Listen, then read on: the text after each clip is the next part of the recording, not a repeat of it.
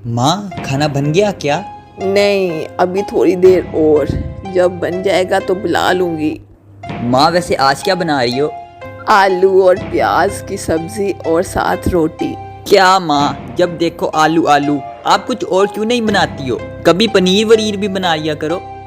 हा, पता भी है पनीर कितना महंगा आता है। चुप करके आलू खाओ। इस टाइम तो सबसे सस्ता आलू ही है। अरे माँ, पर कभी कभार तो कुछ और बना लिया करो ना। अरे बेटा, 2 पैसे जोड़ना सीख, आगे काम आएंगे तेरे।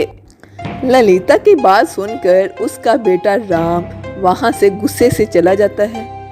ये कहानी एक ऐसे परिवार की है जो कि बहुत ही लालची और भूखड़ था। ललिता और उसका पति लच्छू राम आला दर्जे के लालची थे। अच्छे खासे पैसे होने के बावजूद वो बहुत ही कंजूसी करते थे और इस बात से उनका बेटा राम बहुत ही चिढ़ता था। लेकिन माँ बाप के सामने उसकी एक ना चलती थी। और फिर एक दिन, माँ, बहुत तेज भूख लगी है, कुछ खाने को दो ना। सुबह का आलू का पराठा बचा हुआ पड़ा है, जा वो खा ले। पूरा एक पराठा मैं कैसे खा पाऊंगा माँ? कहीं मुझे बदहजमी ना हो जाए। हाँ, तो ऐसा करना, उसमें से आधा अपने पापा के लिए छोड़ देना। अरे भगवान, हद है। तो फिर आप क्या खाओगे? तू हमारी चिंता मत कर। शाम को शादी पे जाना है तो हम तो वहीं पे ढंग से खाएंगे। पर शादी तो रात की है ना माँ। हाँ ठीक है ना, अगर अभी पेट खाली होगा तो हम रात को ठीक से खा पाएंगे ना। आप और मम्मी ना महान हो कसम से। हाँ बेटा, हम ये बात जानते हैं, पर देखो आज तक हमने कभी घमंड नहीं किया। बड़े होके तुम्हें भी ऐसा ही करना होगा। हाँ ठीक है। हाँ हाँ हाँ, बिल्कुल पापा। लच्छू राम और ललिता ने पूरा दिन कुछ ना खाया और शाम को शादी पर उन्होंने गले तक खाना घुसा। ये सब देखकर राम को बहुत ही शर्मिंदगी हो रही थी, लेकिन वो जानता था कि वो अपने माता पिता के स्वभाव को नहीं बदल सकता था। ऐसे ही वक्त गुजरता गया और राम को लक्ष्मी नाम की एक लड़की से प्यार हो जाता है। लेकिन समस्या ये थी कि लक्ष्मी एक गरीब घर की लड़की थी। लक्ष्मी सुनो, कॉफी पीने चलते हैं ना? हाँ चलते हैं ना, वैसे भी बहुत दिन हो गए हैं तुमने मुझे कॉफ़ी नहीं पिलाई। चलो फिर, आज मैं तुम्हें ABCD में कॉफी पिलाता हूँ। अच्छा वाह, चलो ना फिर चलते हैं। मुझे भी टेस्ट करनी है कि ABCD की कॉफ़ी कैसी होती है। वहाँ कॉफ़ी शॉप पर राम ने लक्ष्मी को सारी बात बताई कि उसके माता पिता किस स्वभाव के हैं। ये सब सुनकर लक्ष्मी टेंशन में आ गई। क्या हुआ लक्ष्मी, क्या सोचने लगी? मैं ये सोच रही हूँ कि अगर अंकल और आंटी इतने कंजूस हैं तो वो फिर तुम्हारी शादी मुझसे कैसे करवाएंगे। यही तो मैं दिन रात सोचता रहता हूँ, पर तुम चिंता मत करो, शादी तो मैं तुम्ही से करूँगा। राम ने ललिता और लच्छू राम से अपनी शादी की बात की, लेकिन जैसे ही उनको पता चला कि लक्ष्मी गरीब घर की है तो उन्होंने फौरन शादी से मना कर दिया। लेकिन राम भी अपनी धुन का पक्का निकला।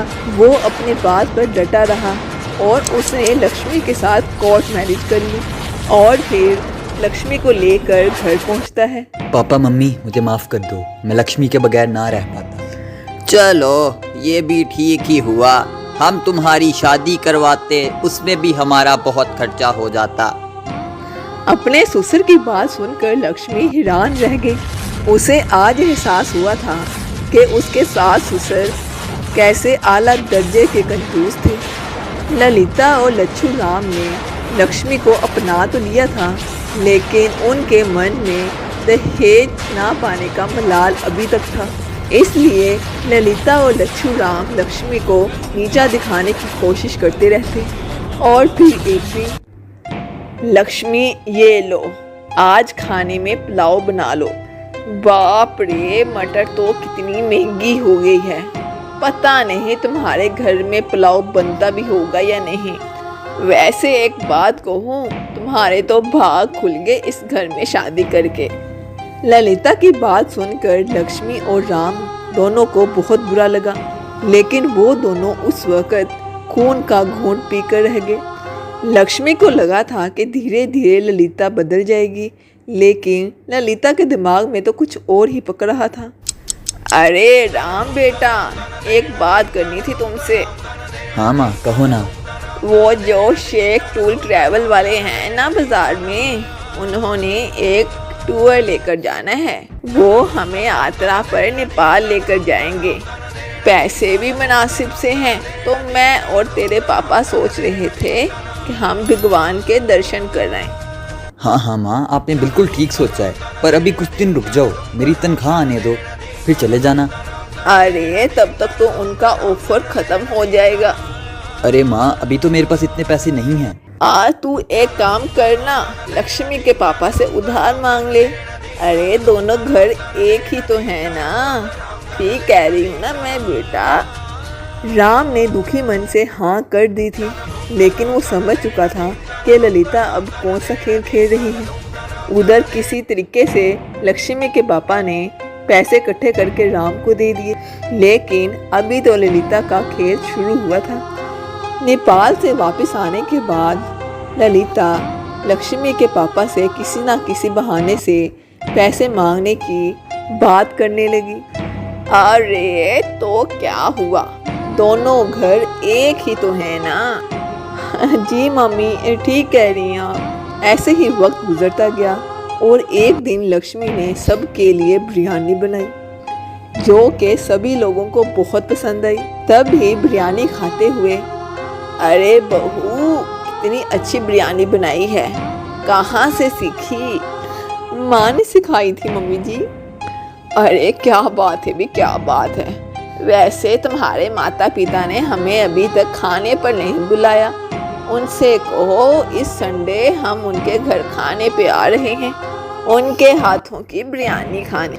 और उनसे कहना बढ़िया सी बिरयानी बनाए, बादाम काजू डालकर। जी मम्मी जी। ललिता की बात सुनकर लक्ष्मी बहुत ज़्यादा टेंशन में आ गई, क्योंकि इन सबको पैसे दे देकर उसके बाबा के पास अब इतने ज़्यादा पैसे नहीं बचे थे। ऐसे में पूरे ससुराल वालों की बिरयानी दावत करना उसके पापा के लिए बहुत मुश्किल था। वो इस समस्या का हल ढूंढने लगे और फिर जब संडे आया तो सारे लोग लक्ष्मी के घर आ गए। उन्होंने देखा कि वहाँ पर बड़ी शानदार बिरयानी रखी हुई थी, जो कि बादाम काजू किशमिश से भरी पड़ी थी। ये देखकर ललिता और लच्छू राम की खुशी का तो ठिकाना ही नहीं रहा।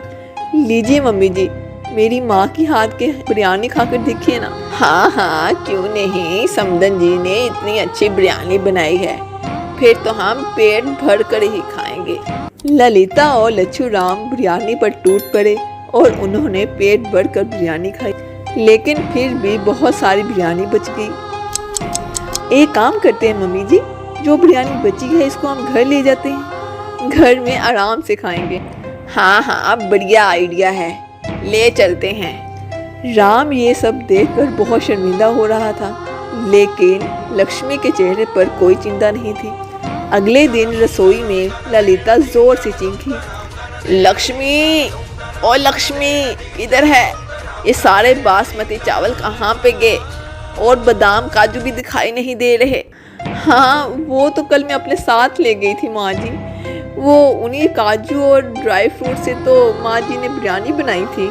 वो क्या है ना, उनके पास पैसे नहीं थे तो इसलिए मैं सब कुछ यहाँ से ले गई थी। और वैसे भी दोनों घर तो एक ही है ना मम्मी जी।